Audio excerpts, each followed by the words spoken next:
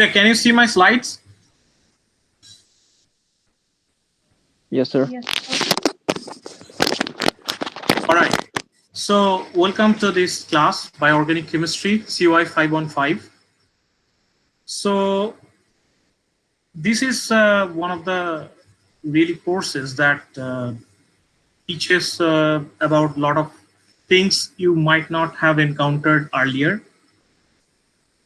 So do not think that this is a lot of a biology or something. Okay, I do not know a lot of biology. I'm an organic chemist. Okay, but the organic molecule deals with the bio related molecules that I will be talking about, and mostly the chemistry. So to begin with, the syllabus that I'm going to cover is a introduction to bioorganic chemistry. Molecular recognition will be there, which is the central events if you want to learn anything.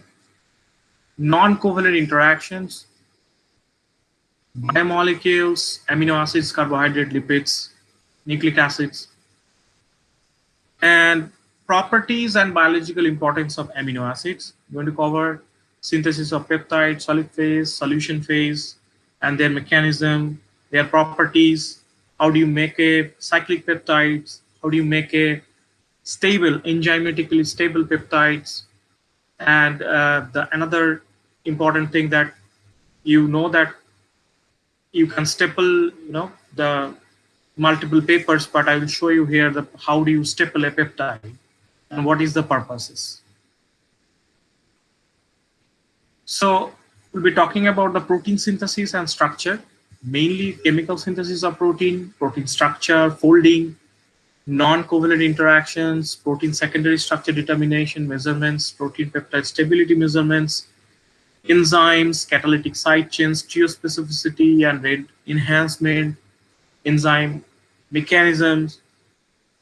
These are the things will be covered, and further we'll cover about the nucleoside, aptamer synthesis, oligonucleotide synthesis, secondary tertiary structure of DNA, RNA, peptide and protein therapeutics, nucleoside as therapeutic agents, and target of therapeutic agents. So these are the topics I'm going to cover, maybe till mid-semester or few classes after the mid-semester. Further, Professor Chakraborty is going to join, and rest of the things he is going to cover. So at this point, I believe what are the syllabus or topics I'm going to cover, that is clear. So next is the marks distribution. See, I'm going to take a quiz before mid-semester, which will be 10 marks. And the mid-semester is going to be 20 marks. And meanwhile, maybe after mid-semester, I can give an assignment, or before that also I can give an assignment. It may add to the final weightage or may not. The reason behind, I'll tell you. There will be a mandatory quiz according to the academic email you might have already received. So that would be 20 marks. And here is the point that end semester, I'm at this moment considering that if it is a in-person, you guys, if arrive here, then going to be a 50 marks.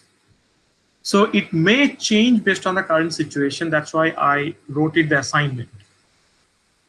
So end semester, if it is not in person, it will be quite difficult to, conduct a 50 marks of, a lot of descriptive type exam. So in that regard, probably assignment may allow to put a weightage over there, so that your end semester might be comparatively less marks, maybe in a 20 marks or 25 marks, so that assignment will be covering the rest of the marks. So that is the reason I highlighted in an orange color. So we don't know yet. So based on the situation, what is going to be, it will be like that. Well, so now you may ask, sir, what reference book or any textbook we are going to follow. I will say that please follow my classes every day. It's going to help you to learn a lot of things, because this is a huge and vast thing. I will talk about the basic principle, mainly understanding the chemistries and what it correlates to biology, what emphasizes in biological applications. It will make sense to you. But while you will read this kind of book, you may not be able to encounter this kind of, the correlations and other things. You may get the informations what I'm teaching, but may not get the everything that what I'm teaching. So these are the two books. You can say Introduction to Bioorganic Chemistry and Chemical Biology by the Gregory Weiss and Van Vrecken. These are the two professors. They have been teaching, bioorganic and chemical biology in US. So this is a very small book. You may not find enough copies in library. Therefore, I would say you may get some somewhere the ebook copies. You may download it. It will be helpful. And another book is The Molecules of Life. This is like thickness is this much.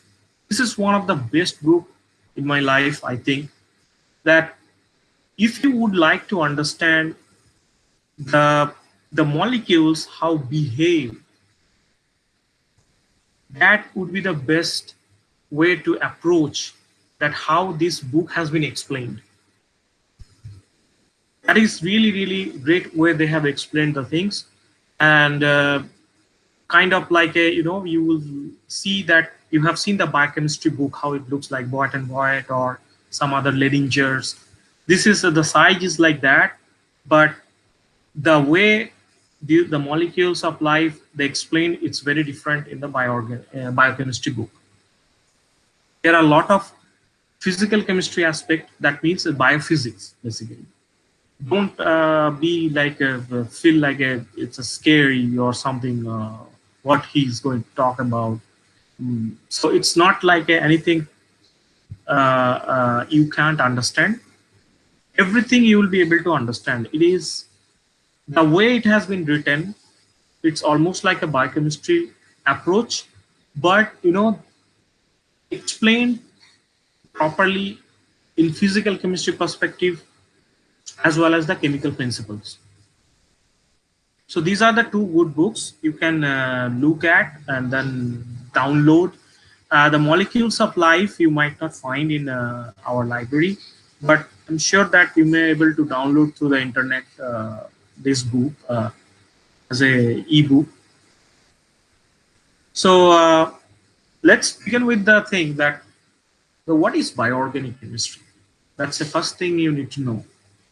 There are several things that you may have heard about, that chemical biology, biological chemistry, several things that you may have heard about this term. Okay, so I would say that they are different in a technical term, in a particular place, particular technical aspects. They are different, but somewhat they merge their principles and basic techniques. They are somewhat merging to each other. Means they share each other. So as you can see that how bioorganic chemistry can be defined as a branch of the chemistry. It's a chemistry which utilizes the principles, tools, and techniques of organic chemistry to the understanding of biochemical, biophysical process. Look at this is biophysical process. So that means you are going to learn the organic chemistry only, but the particular principle, tools, and techniques which would allow you to understand the biochemical and biophysical process. That means it combines the organic chemistry as well as the bioorganic chemistry, but the process would like to understand. Like as an example, I have highlighted one particular molecule, which is morphine. You know the morphine, what it is. This is the molecule can be found in animals, in human being also, in many plants. The role is it is going to directly attack the NCS, right? Okay, that means nervous system, your central nervous system, not NCS, sorry, CNS, central nervous system. And how it does, that people already have explored. Okay, so it basically recovered the pain. That's what it does. It binds to a particular receptor and then it relieve from the pain. That's what we know. So now, if you look at, let's say if I ask about understanding the biosynthesis, how it happens in the biological system, that is not the biochemistry. Sorry, that is not the bioorganic chemistry. That is a biochemistry. So biochemistry doesn't deal with the biosynthesis, how it does happen. But once you translated the biosynthesis process to structural and mechanistic organic chemical language, that will tell you about the bioorganic chemistry. So, so it's all about the multidisciplinary science. It motivates the young scientists to learn interface sciences between the chemistry and biology. As you can see, the bioorganic chemistry shares the chemistry, biology, biotechnology, biochemistry, all the things together. So you will have a really lot of knowledge. So the origin, how it has been evolved. Nothing but my answer will be just one, learning from the nature. So you look at the origins are enzyme chemistry. So how enzyme catalyzes reaction, how it actually talks about the kinetics, also talk about the stereospecificity, also nutritional research, hormone research. You know what is hormones are? What are the hormones? They are mostly like a peptides and natural product chemistry. Okay, and I define as a central event of any biophysical process rely on completely molecular recognition. This is a very, very important thing. If you understand the molecular recognition, what it is, that will allow you to motivate to create many things in the research field. Or you can say that not only in the research field, it also allows you to go for many applications in science. Protein chemistry, like how protein looks like, what are the sequence, application of the reagents that allow protein sequencing process, different kind of reagents that allows understanding the biotechnology, modern biotechnology. Okay, so these are the things, basically the origin of that. So first, we will focus on the molecular recognition. What is molecular recognition? That is the central event in biological process, what I think. Everything, whatever is going on in your life, emotions, your tears, your walking, whatever is going on mostly by the molecular recognition. It allows you to drive or do so. Well, so we'll talk about the now what is molecular recognition. Molecular recognition is the process in which two or more molecules show specific interaction through non-covalent interaction. It's very simple definition. Okay, to elaborate it, that means a process is going on, let's say, in which two or more molecules show specific interaction through non-covalent interaction. Look at this. So let's say this is my hand and this is another ball is going and interacting here. This particular interaction needs a specific understanding between these two molecules, as well as it has to approach and stabilize through the non-covalent interaction. This term was coined by the Jean Marie in 1970, and he's still alive. He got Nobel Prize in 1987. And as I'm showing here one example, that this is the crystal structure of two isothalic acids bound to a host molecule through hydrogen bonds. Now we look at that here we are talking about a host molecule. That means whenever it goes to the molecular recognition, kind of word goes to someone else, they think about the host and guest.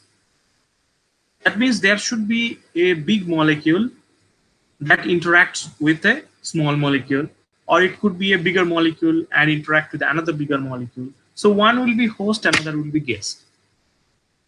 This kind of basic principles people has been established. But most of the cases, people think that host-guest interaction, these thing people call as a supramolecular chemistry.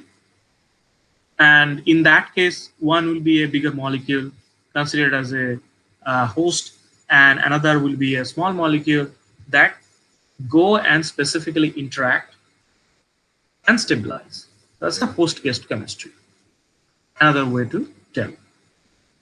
See what Professor Paul Ehrlich said: molecules do not act if they are not bound.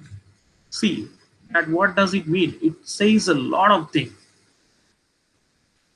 There are millions of billions of molecules in your body and they do not act until unless they are bound. That means they are not specifically interacting, and bound means through the non-covalent interaction they are sitting in a proper pocket. So that means always everything is going on through the molecular recognition process. Now, according to Professor Lane, what he said that this is a process involving both a selection and binding. Okay, so the other way you can define then, so these two molecules, they are going to participate in molecular recognition process, needs to have a selection and binding, both. So selection means this molecule have a selection property with the another molecule that can go, and through the non-covalent interaction they can bind. Then only you can see the molecular recognition. And again, the other way he has explained. So how it happens basically, this molecular recognition, okay? In the process of binding, the interaction of molecules is based on the following. These are the things, or these are the particular parameters are very important for molecular recognition between the or among more than two molecules. Okay. So first thing is functional group. You know what are the functional groups are. As a chemist, you know that there are many functional groups: hydroxyl group, phenolic OH group, amine group. Okay, so these are the different functional groups. There are many. You know already all this: aldehyde, keto, acid, amide. A lot of functional groups are there. Okay. Now the second one is configuration and chirality. This is really important thing. That means the orientation of a molecule. Configuration and chirality, you know what does it mean? Chirality defines in organic chemistry that if you have a carbon center, which is having 4 different functional groups, and their arrangement in the three-dimensional space is unique. Like as an example, you can take any amino acid except glycine. Glycine doesn't have any chiral center.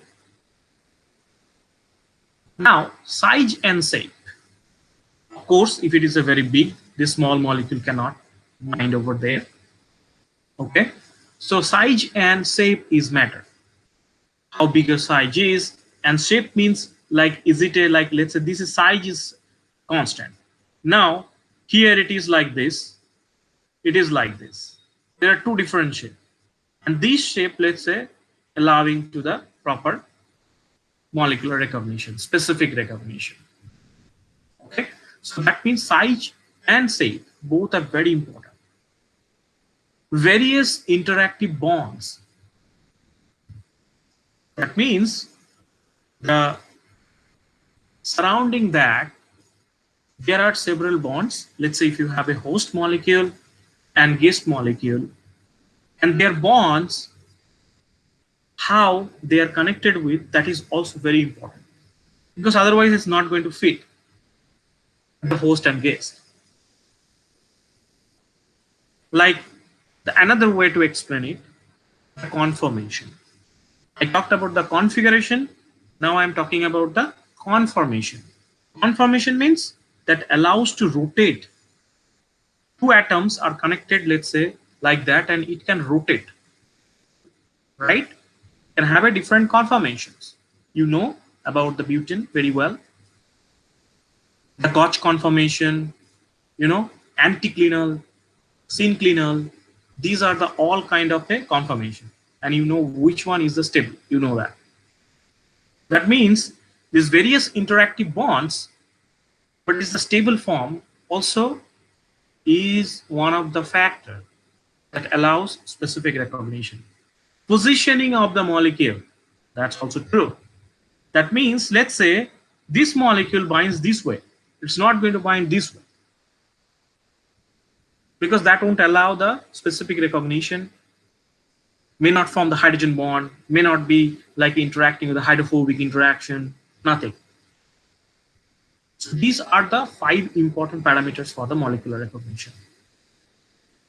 Just as an example, you can look at the crystal structure of a short peptide, L-lysine, DLR, DLR. This is major precursor for bacterial cell wall. Okay, that you will see the gram-positive bacteria, and if you look at the gram-negative bacteria, they have the cell wall, and in the cell wall, you can find the glycan kind of traits, like a net. How net looks like? This kind of nets.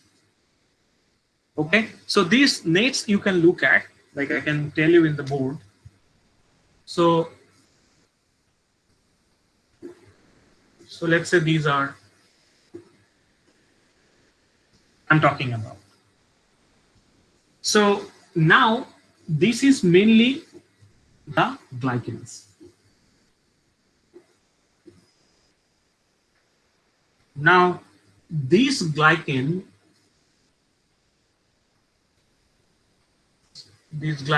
are connected with the amino acids.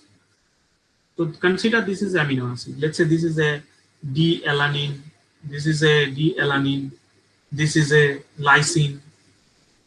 Okay, so these are the things that you can think about. So that's what you will find. I will show you later the structure, how it looks like. So the reason for D-alanine, look at that, we do not have such kind of enzymes or any kind of proper biomolecules. They can easily recognize this particular molecule. So DLR and LLR, DLR, like this kind of things cannot be recognized. And what happens? Bacterial growth goes up automatically. So there is nothing to kill this bacteria. Now, once I talk about the bacteria, if you want to cut down their growth, automatically you have to use an antibiotic. All right. So this is one of the last resort and natural products you can find. The vancomycin, known as an antibiotic, it specifically recognizes that DLA and LLA, this sequence, and that's what the structure I am showing here. All right. So let me take the laser pointer. Here is the thing. So the blue color one is a vancomycin. This is kind of like a bowl shaped structure, as you can see here. The other way, bowl shaped structure, and it allows to bind with the DLA, this particular bacterial peptidoglycan. This structure is shown here. You can look at that how many hydrogen bonds. 5 hydrogen bonds are allowing stable to form a host gas interaction. Size and shape matters, both the cases, the configuration, size, shape. So now instead of like putting DLA, if you put some other amino acids, it may not be very specific. That's why size and shapes are matter. Also in the vancomycin structure, if you change some amino acid, it may not allow to fit into this particular pocket. Okay, so that matters. All the particular parameters. So now I'll be talking about what are the non-covalent interactions. This is the most important thing. If you want to know about the molecular recognition, how is it happening, how good or bad, and further, let's say if you go for the computational calculation by any chance, that you want to see that what is the, the del G value between these two molecules when they are interacting. Thermodynamic, free energy. That will tell that, okay, something is involving these are the van der Waals interactions, mostly like non-covalent interactions. And what are the other kind of non-covalent interactions that allowing to make it a better bind. So van der Waals interaction, I'll first talk about the non-covalent interaction, dipole-dipole interaction. So generally, people can't remember this thing properly. So easy way to remember, first you think dipole. Dipole is a very small word. You can think about, okay, both I am taking dipole and dipole. This is type of interaction. It can happen. So how it happens? Dipole-dipole interactions are electrostatic interaction between the permanent dipoles in molecules. That means it's not only the electrostatic interaction. It's an electrostatic interaction between permanent dipoles in molecules. So that means dipole and dipole is electrostatic interaction. You have to remember that. And for between permanent dipoles in molecules, which is having permanent dipoles. Like as an example I have shown here, look at the ketone and the another ketone. Okay, it's a dipole because they have electronegativity difference, carbon and oxygen. Okay, and having a double bond. As having a dipole, this is delta positive, this is delta negative. So here is the another O delta negative can interact with the carbon. That's the dipole-dipole interaction.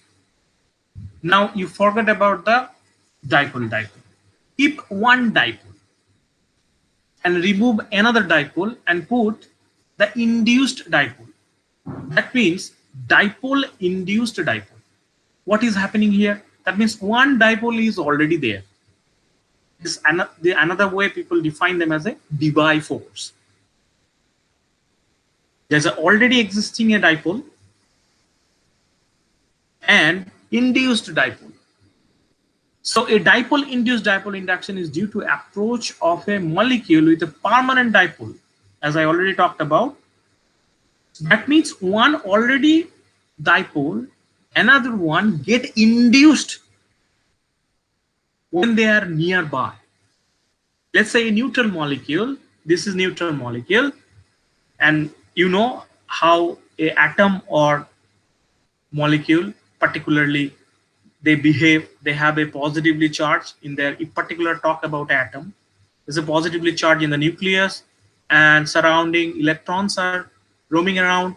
So what happens when you have a dipole, let's say as an example is a positively charged, once they are nearby, what is happening?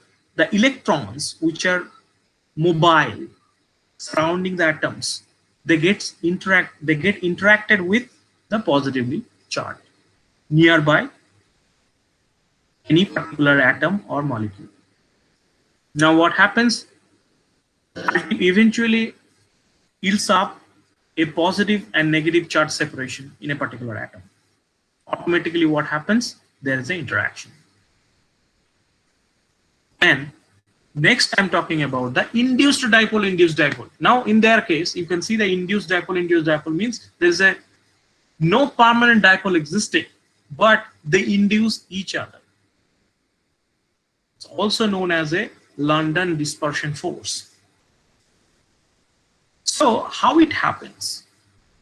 If you keep two neutral molecules, they're not going to do all these things.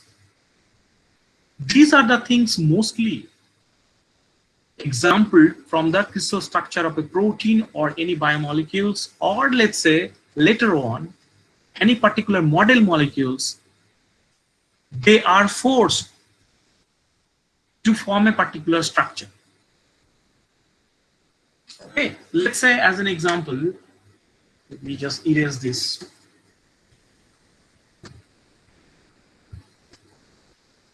Induced dipole, right? So now these two molecules or two atoms, let's say, they are closer each other.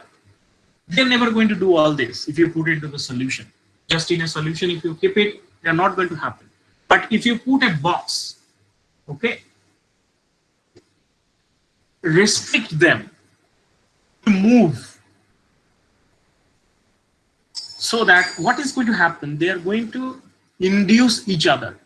So as I said already, that it's a positively charged in the nucleus, and electrons are surrounding, so that what happens to each other mutually, they think that how to stabilize in a particular box, they are forced.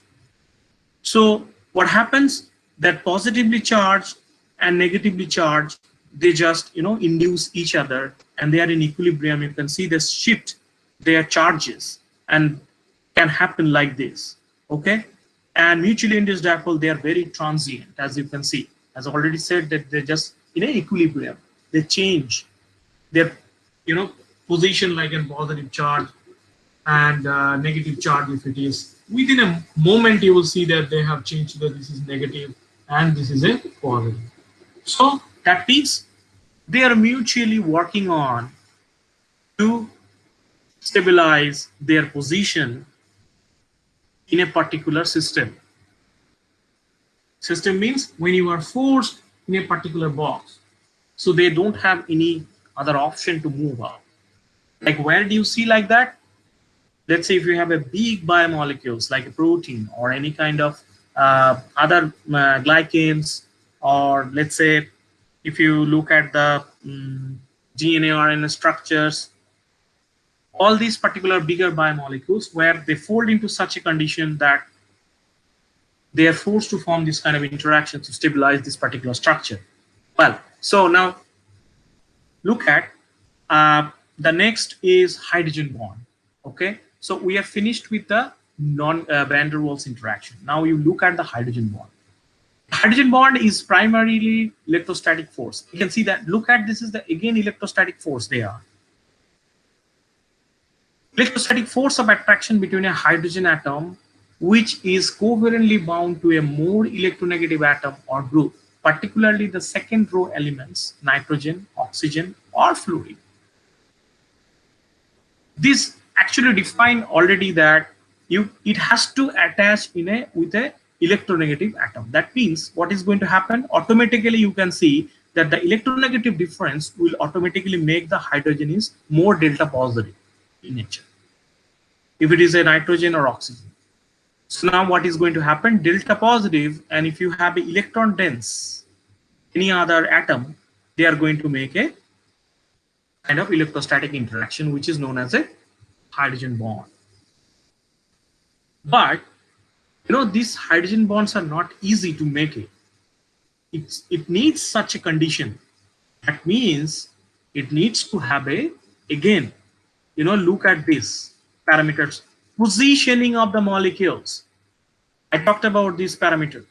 So position is very important to make this kind of particular hydrogen bonding, because these interactions are not that, what I would say, it's very stable. No, it's not very strong. Hydrogen bonds are not very strong, okay? But their position, a proper position, can make them form, and multiple, once it forms a multiple hydrogen bond, that allows cooperative, a synergistic nature. That means, like you already have read about, I'm sure, that a farmer story, that if you have a one stick you can easily break it, but you have a multiple stick you cannot. So similarly, like that, once you have multiple hydrogen bonds, that's going to be more and more interactive in nature. How it happens? When the distance N and O, this N and O, the distance are closer enough, that means it's near about the 3 angstrom. I have not written, please write it down. It's near about the 3 angstrom, and the angle that, see, look at this angle, it's making an angle, N, H, and O. It's going to make an angle. These angles, if they are near about 120 or more than that, that's going to give you a strong hydrogen bonding. So these are the actual conditions that you can tell that, okay, this hydrogen bond is very strong. There are another type of hydrogen bonding, it's known as a weak hydrogen bonding. All right. So weak hydrogen bondings are what? You can look at that if any hydrogen is connected to the carbon, not any nitrogen, oxygen, or fluorine, they're comparatively less in terms of their polarization. You can see as a delta positive, charge will be comparatively less. But they can have a very weak interaction with the nearby if in a proper position with the another electronegative atom, like a oxygen or nitrogen, like that. Like as an example, I'm showing here, you look at this frame. This is another type of a, example of a peptides. It is having a amide bond, that's why it's peptide. And you look at these hydrogen, when they are positioned into a nearby oxygen, like this hydrogen is a sp2, okay, and you know that this is much more acidic than simple CH, and that's why it can interact with the nearby oxygen. These are the weak hydrogen bonding, not strong hydrogen bonding, remember that. But collectively, when they interact, many, as I already said, a bundles of sticks, it's very hard to break. Similarly, when any molecule cooperates with another molecule with a bunch of interaction, automatically this interaction promotes to a high binding. I hope this is clear to you guys. Now look at that another things, that pi effects. I'm sure that what I have described already you guys know about it, but again I am trying to recapitulate the things. But pi effects, these are, you may not have seen before like this way I'm describing. So pi interaction, I mean a pi system, you know the benzene as a simple example. Benzene and two benzene rings in a solution, if you leave them, they are not going to interact like this until unless, like, let's say you have used a toluene or simple benzene in a diluted condition in ethanol or any kind of chloroform or DCM, anywhere you just put it, dichloromethane, they are not going to interact the way I'm showing. Again, I talked about the similar thing. When they are forced to position in a proper place, they interact. That people have seen that. These kind of things, mostly from the protein crystal structure. So, or any model molecules, people tried to define that does it happen. They have designed, synthesized, and try to understand them. Okay, look at that. This is one of the way it can happen, the pi-pi interaction, which is known as a stacked. Why it is stacked? Because it's a kind of, you can see this is a sandwich, exactly one by one, there, top to bottom. How it happens? You can see that, you know that this pi system, it's a reach of electron cloud, and the outside, the CH, the carbon bond with the hydrogen, this carbon is comparatively positively charged, and they can interact diagonally. That means you can look at this is not very favorable, because there is another thing, that negative charge can also have a repulsion. It's not very prominent, but again what I talked, if it is forced to somewhere, they will try to mutually think about that how to stabilize them. So this is one of the interaction can be explained, that how they stabilize. Now you look at the T-shape. What happens? A molecule is like if it is a planar molecule, you know, benzene, and how they interact like this. So you look at the how their polarity, like if delta positive, in middle there delta negative, it's easily it can interact between the middle of the pi system and the positive of this particular carbon or CH atom, CH particular CH bond. Another is parallel displaced. Parallel displaced means, see, this is not favorable, as I said, it's not that favorable compared to this one. So now it can make to be favorable, that let's say if the position little bit, you know, displaced form. So if it is a displaced, as you can see, the positive charge can interact with the negative charge, and another pi system can interact with the positive charge of the other particular benzene ring. And this is called the reverse polarity. These you may not be able to see in a protein system, because protein doesn't contain of this kind of hexafluorobenzene kind of thing, or pentafluorobenzene. Okay, you can think about the phenylalanine as an example in the side chain of a natural amino acid. So people have realized this kind of interaction through the model system of protein or any kind of model molecule. Look at this reverse polarity means, if you introduce the fluorine instead of hydrogen, if you replace by the fluorine atoms, the polarity is going to change. Look at here the polarity. It's you know that this is dense of electron, that's why it's a negatively charged, and outside carbons are there positively charged. Here if you put a fluorine atom, then they are going to change the polarity, because all the electron density is going to take out by the fluorine atoms, because they are electronegative in nature. So what is going to happen is, now you're changing the polarity. It's a positively charged and negatively charged. They are now it's opposite. Now if it comes any benzene ring, they are favoring. Now look at this stacked, and this is also stacked, but it's a reverse polarity stacked.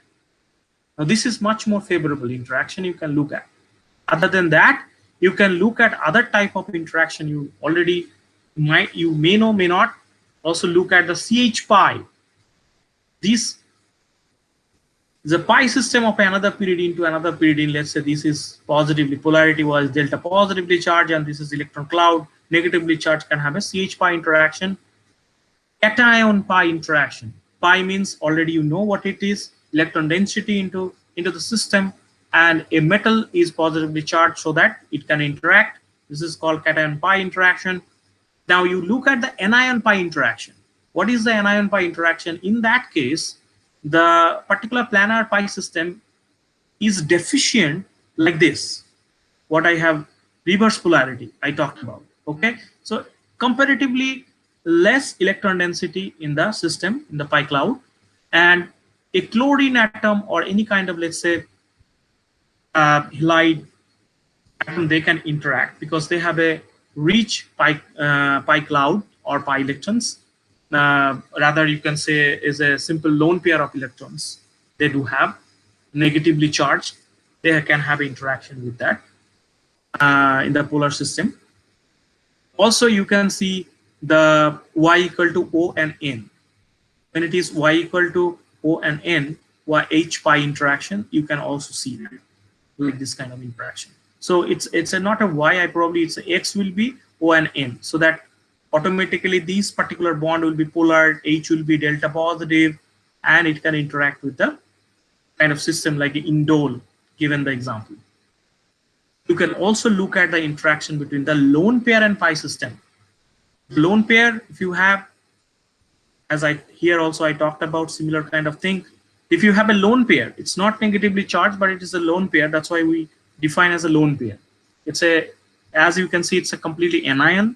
So anion to less electron density pi system. Here is a lone pair and less electron density pi system. They can have also interaction. That means these are already, you can define in the way that they have a kind of polarity difference. All the places have some polarity difference.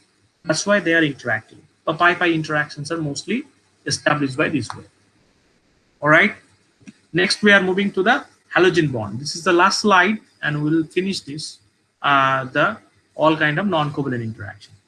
This is another thing that you might not have heard about. Halogen bond. Halogen bond is not like that. With a bond between the a halogen atoms. It's not like that. It's interaction, what we are talking about.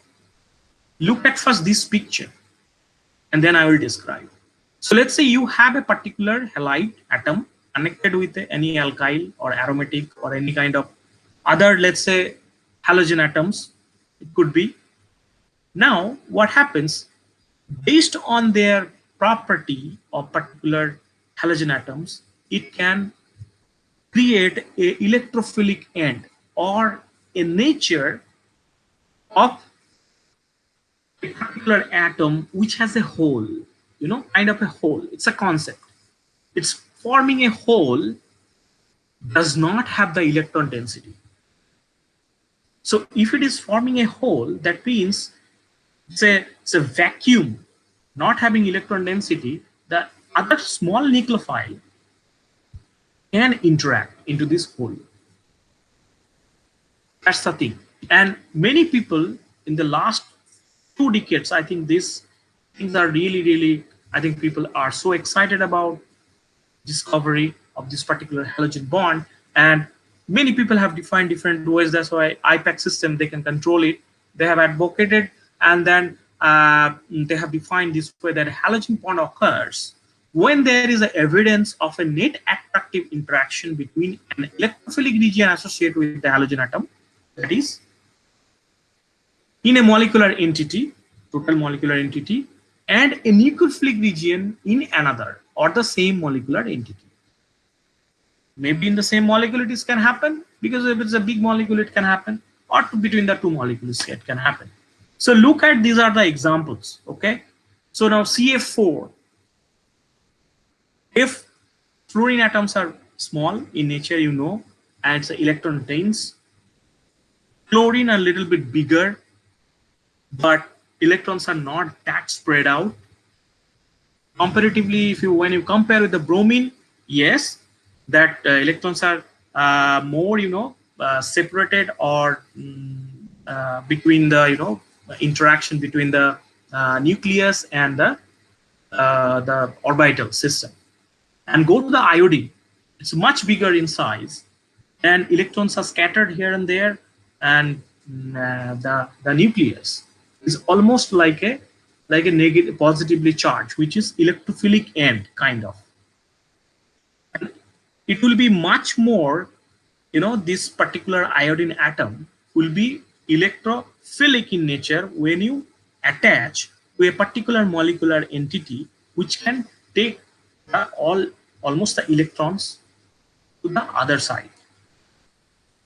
Or another way to tell that if a iodine atom is attached to another electron withdrawing group system, inductive effect, you guys know, having an inductive effect, minus I, pulling out the electrons from the iodine. That way you can create the iodine moiety is almost like a hole, which is a electrophilic in nature, have a vacant with their electrons. Now what happens, this as a, you can treat as a, this is a kind of electrophilic in nature, that means having a delta positive charge, as I have shown here. And now any nucleophile, hydrogen or halogen bond acceptor site, they can interact.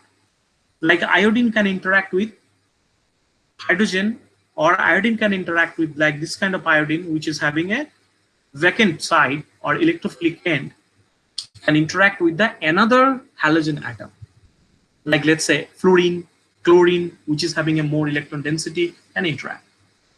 That is the way people have established the halogen bond.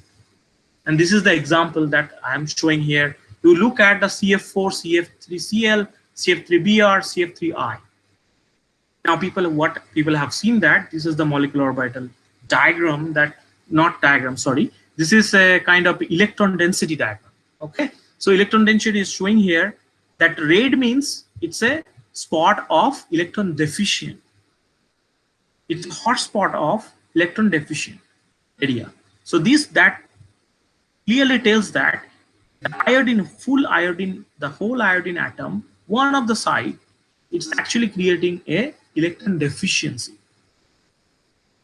And other atom which is having a electron density can easily interact with this particular electrophilic end. I hope this is clear. And this is the thing that you can see the energy contribution of the non-covalent interactions are like that. Metallic bonds 27 to 83 kilocalorie per mole. Covalent bonds are 15 to 170, depends what kind of covalent bond it is. Ionic bonds has the most strength, 140 to 250 kilocalorie per mole. Hydrogen bonds, compare hydrogen bond van der Waals. They are like a very small, they have a contribution. As an example, why the melting point of sodium is 97 degree, however, sodium chloride is 800. So this has a ionic bond, right? And these have a bond. So compare these two, that will tell you why the melting point is higher than that. Okay, and you can see the other thing that what I was talking about, the hydrophobic interaction. Okay, so hydrophobic effect is nothing but it's a kind of a different thing, but what I have not discussed, but it is all about the kind of a van der Waals interaction, another type. Okay, so it's a very different. Do not consider this is exactly the van der Waals, but it is another type of this non-covalent interaction.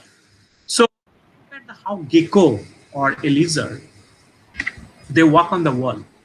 People have seen in the microscope that they have a spatula in their finger. Okay, and they are micro spatula. You can see their structures are very, very small, 1 micron in range. And they have a multiple this kind of structure, spatula, and the van der Waal interaction, the zone of the surface and a multiple when they interact, it creates a force of interaction that allows them to stick there and walk. So as why I'm showing this is because the reason is we are so far considered that the hydrophobic interaction or van der Waals interaction, as you can see, they are very small. But when you have a millions of that kind of interaction that can create, again, the bundle of sticks is very hard to break. So that is the way they generally work.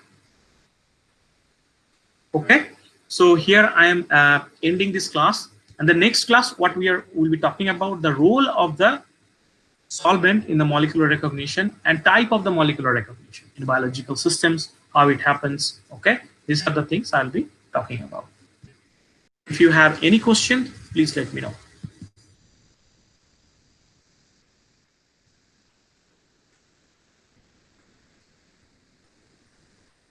Yes. Any questions? Sir, in a halogen type of bond, it's in a halogen type of bond. Yes. Just like 12, I think. Yes, Uh, yes, it, yes. Halogen type of bond. Tell me. so it is showing nucleophilic end and electrophilic end at a time, or once at a time. Can you? You can't see my slide. Uh, uh,